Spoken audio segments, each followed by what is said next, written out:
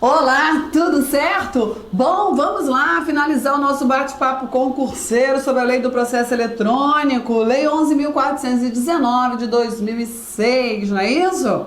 Pois é. E aí, olha só que importante. Os extratos digitais e os documentos digitalizados e juntados aos autos, né, claro, pelos órgãos da justiça, pelos seus auxiliares, ou seja, pelos magistrados e pelos servidores, pelo MP e seus auxiliares, promotores, procuradores e seus servidores, pelas procuradorias, autoridades policiais, repartições, advogados, ou seja, por todos aqueles que estão devidamente credenciados, né, para a digitalização é juntada direto no processo eletrônico, né? Muito mais rápido. E aí, essa juntada, esses documentos devidamente digitalizados, esses extratos, têm a mesma força probante dos originais. A gente já falou antes, olha, é original, ok? Certo, para fins do processo eletrônico é original. Então, como tem a mesma força probante? Porque não é o físico, né? É uma digitalização. E é claro que todo mundo sabe que é possível uma fraude, né? Mas a princípio, ele tem o valor do original. E se eventualmente, né, for alegada, né, pode eventualmente ser alegada que houve uma adulteração, uma fraude? Pode, ok? Por quê? Porque essa força probante do original não é absoluta, admite prova em contrário, então pode ser alegado, mas devidamente motivada, fundamentada, ok? Então pode alguém chegar assim, olha, esse negócio aí não tá certo não, teve adulteração, tem fraude aí. O novo CPC regulamenta lá no 430. A falsidade de um documento digitalizado, juntado, deve ser suscitada na contestação, ou na réplica, ou ainda no prazo de 15 dias, contar a partir da intimação da juntada do documento nos autos. Ok? Olha só, contestação, né? A manifestação do réu sobre os documentos juntados pelo autor, réplica, os documentos e todo, não é só sobre os documentos, né? Você sabe disso. Então a contestação é uma das formas de manifestação do réu. E aí, para atacar a contestação, o autor se manifesta em réplica, então o autor pode alegar que o réu adulterou algum documento, né, que foi digitalizado pelo réu, ou, né, pode, porque aí na contestação o réu se manifesta sobre os documentos do autor, na réplica o autor se manifesta sobre os documentos do réu, entendeu? Ah, mas foi em outro momento, no prazo de 15 dias, a partir da juntada desse documento no processo. Aí a parte interessada tem 15 dias para analisar, ver se teve alguma adulteração, se entende que teve alguma adulteração. E aí, os originais dos documentos digitalizados, olha que interessante, deverão ser preservados pelo seu detentor até o final do prazo da propositura da ação rescisória. Até o final do prazo para a propositura da ação rescisória. Depois do trânsito julgado, não é com o trânsito julgado jogar fora não, hein? Cuidado! Até o final do prazo para a propositura da ação rescisória. O que é aquela ação que visa desconstituir a coisa julgada, não é isso? Então, muito cuidado, é muito interessante. Aquele que digitalizou tem que guardar o documento, tem que guardar. Bom, a arguição de falsidade do documento original será processada eletronicamente na forma da lei processual. Os originais dos documentos digitalizados deverão ser preservados pelo seu detentor. De novo, Claudete? Aqui é o CPC, aqui é a lei do processo eletrônico. Até o trânsito em julgado da sentença ou, quando admitida, até o prazo final para a interposição da ação rescisória. Né? Não cabe ação rescisória em toda e qualquer situação. Por isso que teve essas duas situações, até o trânsito julgado ou, se for o caso, né, onde se admite a ação rescisória, tem que ficar, isso ficou melhor explicado aqui, né, na lei do processo eletrônico. Os documentos cuja digitalização seja tecnicamente inviável devido ao grande volume, ok? Então, assim, Não dá para ficar digitalizando. Ou por motivo de ilegibilidade, é impossível ler, deverão ser apresentados no cartório na secretaria em 10 dias, contado do envio da petição eletrônica, comunicando esse fato na petição, ok? Os quais serão devolvidos à parte após o trânsito em julgado. Então fica no cartório, documento físico, por conta ou do volume ou porque está impossível ler com a digitalização. Realmente, ainda mais folhas coloridas, né? Tem umas folhas que tem um fundo cinza ou um fundo colorido, quando vai digitalizar fica muito ruim, né? Em regra é isso, tá? Por qualquer motivo, ficou ruim demais, aí entrega em cartório os documentos físicos, ok? Os documentos digitalizados, juntados em processo eletrônico, somente estarão disponíveis para acesso por meio de rede externa para suas respectivas partes processuais e para o MP, respeitado aí o disposto em lei para situações de sigilo e segredo de justiça. Claro que em processo onde impera o segredo de justiça, não pode qualquer um, né, ter acesso, né, certo? Então, assim, existe uma cautela, claro que existe no processo físico, e isso também se estende ao processo eletrônico, todas as cautelas sobre sigilo e segredo de justiça. A conservação dos autos do processo poderá ser efetuada total ou parcialmente por meio eletrônico, né? Como é que vai guardar isso? Como é que vai, né? Aí, cada instituição vai regulamentar essa conservação. Claro que a maioria é por meio eletrônico mesmo, né? Por que fala? Eu entendo que esse total ou parcialmente por meio eletrônico, porque tem as peças físicas que foram entregues no cartório, né? E aí, como é que fica isso? Cada órgão vai regulamentar como é que vai estar essa conservação. Os autos dos processos eletrônicos deverão ser protegidos por meio de sistema de segurança, de acesso, armazenamento, em meio que garanta a preservação e integridade dos dados. Imagina alguém invadir o sistema e alterar, né? Imagina, né? Isso tem que tomar muito cuidado. Sendo dispensada a formação de autos suplementares. Isso é muito interessante. Já é uma realidade, né? Que não tem condição de fazer autos suplementares. Lá em 1900 e antigamente, bota antigamente nisso, né? Lá em 1900 e tataravô engatinhando, sabe? Existia, né? A cautela de que para cada processo original tinha sua cópia guardada em cartório. Porque se o processo original sumisse, a cópia estava lá, entendeu? Esses são os autos suplementares. Imagina, né? Antigamente era pouquinho processo, agora não tá mais não. É muita gente nesse mundo. E muita gente que briga, né? Que conflito. Não, mas faz tempo que essa história de autos suplementares ninguém nem cogita do processo físico, né? Como assim? Os cartórios já não comportam os processos físicos. Eu trabalhei, né, nos cartórios exclusivamente físicos, né? E aí é processo, né, transbordando pelas portas e janelas. Imagina se eu vou fazer auto suplementar, cópia de cada processo aqui. Não dá, né? Fora o trabalho, o volume de trabalho, não dá. Não tem condição. E aí, faz o quê? Seja o que Deus quiser. Quando o processo some, Claudete, faz o quê? Todo mundo se empenha para restaurar. O advogado que arquivou a sua petição no seu escritório, traz para cá. Todo mundo que participou vai ajudar acontece isso, porque não existe processo físico, né? A recompor, a restaurar, né, o processo original que se extraviou, que se perdeu por qualquer motivo. Ok? Só que no mundo eletrônico tá tudo guardadinho, né? No sistema. Pra que auto-suplementar? Não tem menor sentido auto-suplementar. Entendeu? Por isso que é dispensada a formação de auto-suplementar, graças a Deus. Os autos de processos eletrônicos que tiverem que ser remetidos a outro juízo ou instância superior que não dispõem de sistema compatível deverão ser impressos em papel, né?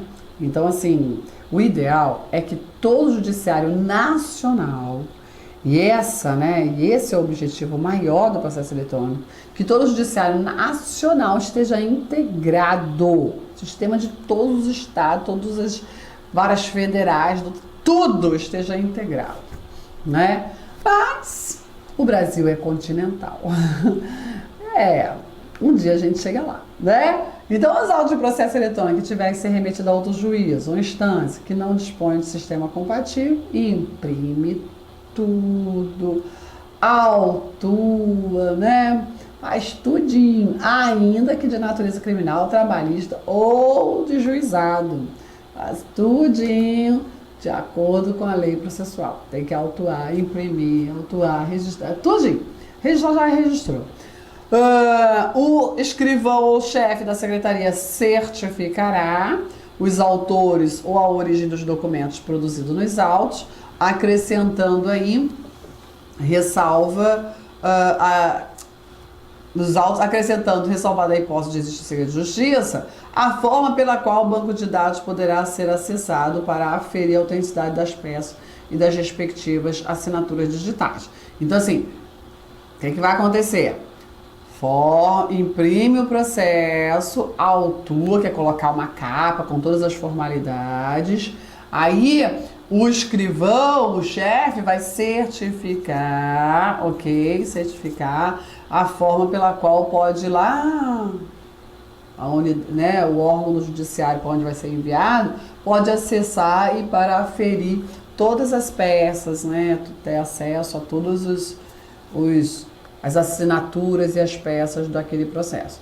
Então, vai ser enviado para outro órgão do judiciário, no seu formato físico. O escrivão, o chefe, vai certificar tudo isso, ainda vai informar lá para o destinatário, para o órgão do judiciário destinatário, como que se acessa no banco de dados do órgão judiciário original, ok? Daquele processo. É isso. Feita a autuação, né? Aí o processo seguirá a tramitação legalmente estabelecida para os processos físicos. Claro, ele deixou de ser processo eletrônico, né? Ele precisa agora seguir na forma física. E aí ele segue todo o trâmite do processo físico, tá bom? A digitalização de autos em mídia não digital, seja em tramitação, seja arquivado, é precedido de publicação de editais, de intimações ou da intimação pessoal das partes e seus procuradores, para que no prazo preclusivo de 30 dias, ou seja, não pode prorrogar, se manifeste sobre o desejo de manterem pessoalmente a guarda de alguns documentos originais. Olha só, vocês se interessam por algum desses processos, alguma dessas peças aqui, querem fazer a retirada, né, o desentranhamento, esse é o termo, né, do desentranhamento de peças processuais para que guardem com vocês. Tem 30 dias aí para se manifestar. O magistrado poderá determinar que sejam realizados por meio eletrônico a exibição e o envio de dados e de documentos necessários à instrução do processo. Graças a Deus, né? Imagina, exatamente, né, por o Brasil ser continental,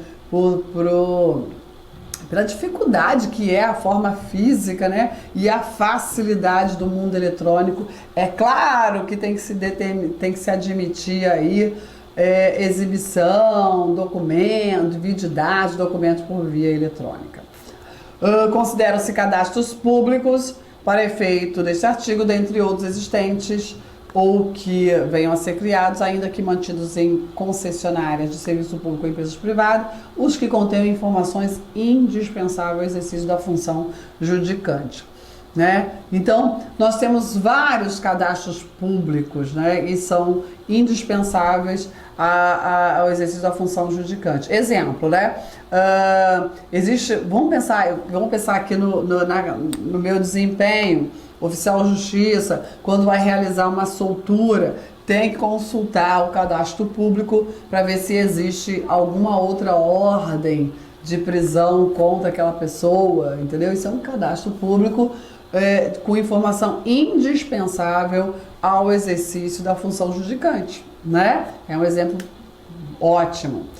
O acesso dar-se-á por qualquer meio tecnológico disponível, preferentemente o de menor custo, considerado a sua eficiência. Você quer ver um outro cadastro que precisa ser solucionado com urgência, né? É o cadastro de laudos periciais. Já passou da hora, algumas estruturas, poucas estruturas, já estão aí, né, com tudo informatizado, e isso precisa ter acesso porque também é um cadastro público com funções e informações indispensáveis à função judicante, né? Tem que estar tudo integrado, a gente vê aquele CSI, né? Aquele série americana, meu Deus, tudo integrado, um clique, o povo lá devidamente credenciado, né? Não é qualquer um que vai lá e faz e acessa os sistemas de dados, mas os agentes, né, devidamente credenciados, acessam conseguem informações em minutos, consegue a vida da pessoa inteira, né? Não? Perfeito! E aqui não tem integração do judiciário com a polícia, com o setor de perícia. Como que a vara criminal e o setor de perícia não está integrado? Pois é, existe isso no Brasil e a maioria é assim, não estão integrados. Então, assim, meu Deus, né? Quando é que nós chegaremos a essa qualidade? A gente já está, Brasil, né? Não pode dizer que o Brasil é tão atrasado em termos tecnológicos, né? Não é tão atrasado assim, não. Falta vontade política, né? Falta vontade política. Pois é, mas isso é papo para outro momento.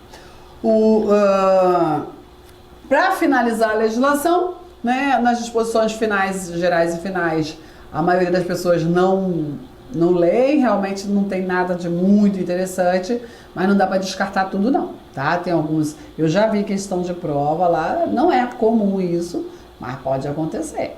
Uma questão de prova lá do finalzinho. Olha lá, os sistemas a serem desenvolvidos pelos órgãos do judiciário deverão usar preferencialmente programas com código aberto.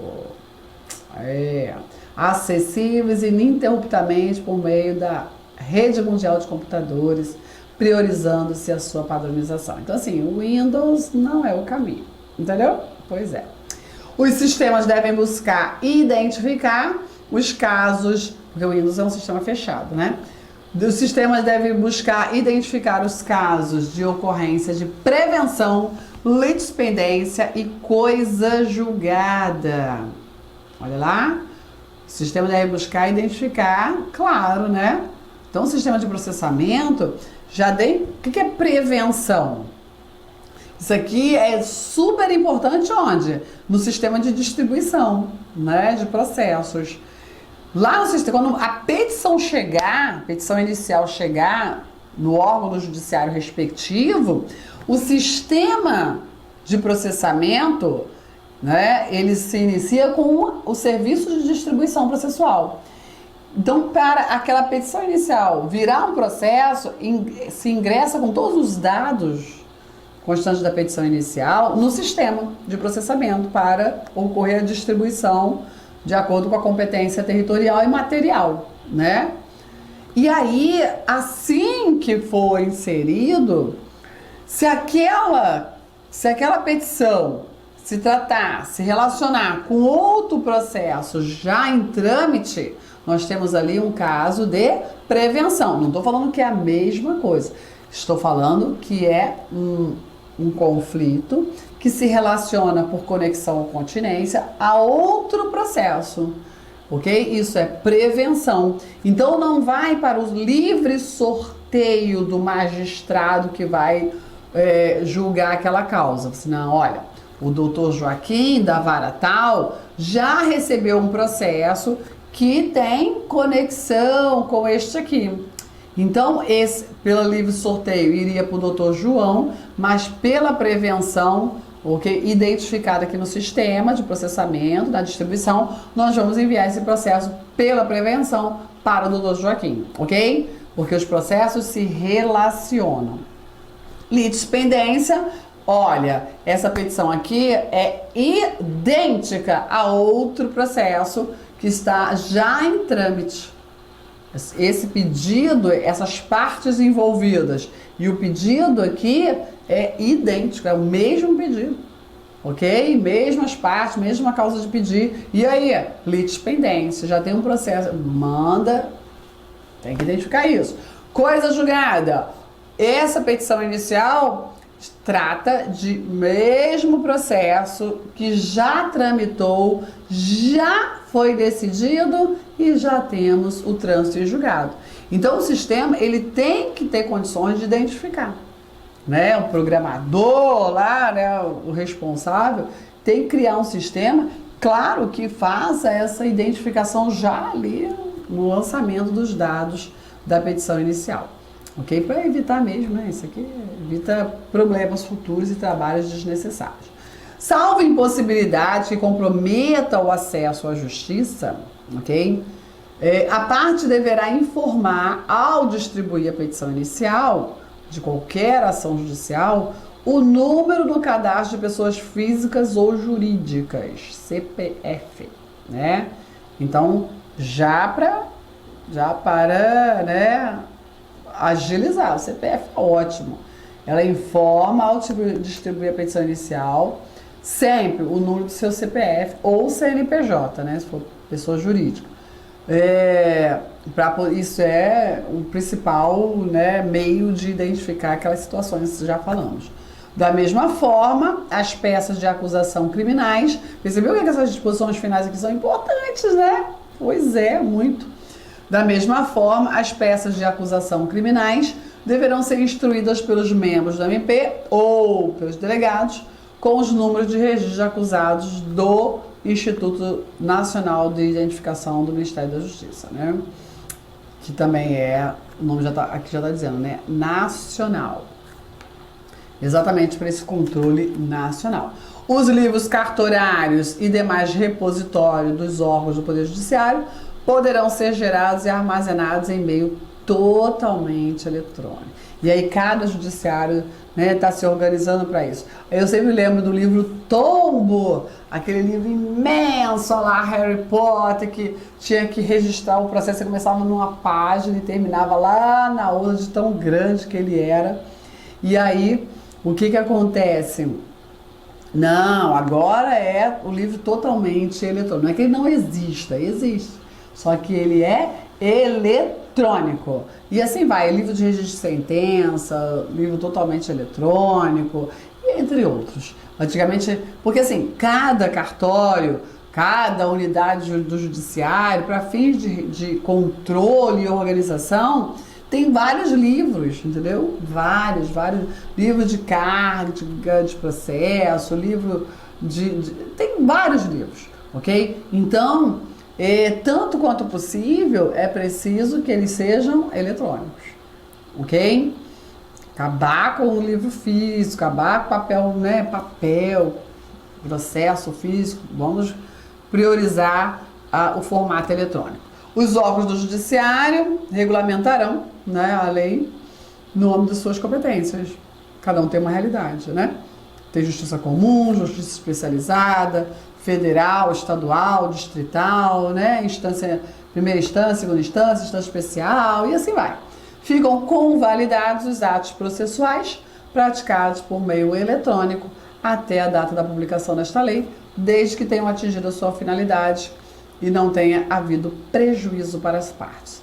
Então já existia, né? Não foi a partir da lei que começou o processo eletrônico, não. Aqui nós temos uma regulamentação nacional, visando uma uniformização de procedimentos, ok? No judiciário brasileiro. Mas alguns estados, né, algumas estruturas do judiciário já estavam, né, vivenciando um processo eletrônico, tá? Bem antes disso, tá bom? Rio de Janeiro, os do Sul, ok?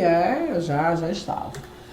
E aqui a gente finaliza a lei do processo eletrônico, uma lei tranquila, né? Não é tão difícil, realmente traz algumas alguns procedimentos diferenciados para quem não está acostumado, mas não é nada de complicado, né? As bancas ficam na letra da lei, né? Não vai trazer doutrina sobre isso, né? Você então estude, leia, né, com cautela, com atenção, os dispositivos legislativos, que é a melhor estratégia para você estudar, a melhor atitude. E aí o meu recadinho do coração para você, maior que a tristeza de não haver vencido, é a vergonha de não ter lutado. Olha só, essa é a maior certeza. Quem vai saber? E se você não conseguir? Como a gente escuta isso, né? Quando está estudando para concurso, né? Tem certeza? Olha, acho que você tá perdendo seu tempo.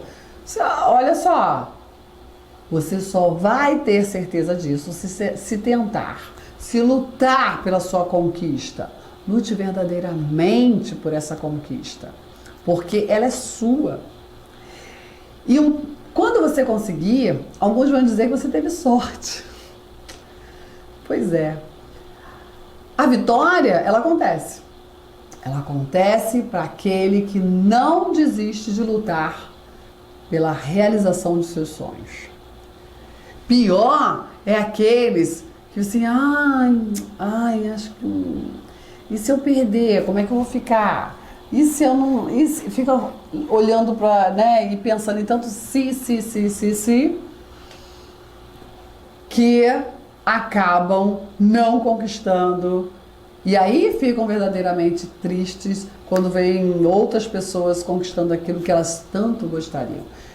Mas aí o que você fez para essa conquista? Qual é o seu caminho, né? O que você está fazendo? Então, não tenha tristeza porque não conseguiu passar, ser bem classificado numa prova de concurso. Prova de concurso é oportunidade, né? E uma hora essa oportunidade vai ser o seu momento de vitória, entendeu? Vai ser o seu momento de vitória. O importante é não desistir da sua luta, da sua busca pela realização das suas metas, dos seus objetivos. É isso. Porque triste não é não ter vencido. Triste é não ter lutado por seus sonhos. Triste é daqui a algum tempo você olhar para trás e falar assim, poxa, eu podia ter me empenhado, talvez eu tivesse conseguido. É muito pior do que, poxa, eu tentei tudo, não consegui. Mas na próxima eu tento de novo, que agora eu estou mais perto. Sim, você vai estar mais perto, porque a cada conteúdo, a cada edital, a cada realização de prova, você sai mais forte, você sai mais cheio de conteúdos que você não tinha antes. Então não existe essa de que se deu mal numa prova de concurso. Você pode não ter conseguido uma classificação ideal, mas ninguém se dá mal numa realização de concurso, porque sai daquela prova lotado de patrimônio. Que patrimônio é esse? Conhecimento de novos conteúdos que você estudou para fazer aquela prova. E esse somatório de conteúdos vai chegar lá no seu momento, no seu cargo, a sua posse. E aí, quando tiver a posse, manda foto dessa posse pra gente. Combinado assim? Olha só, eu paro por aqui. Te aguardo em outros desafios concurseiros.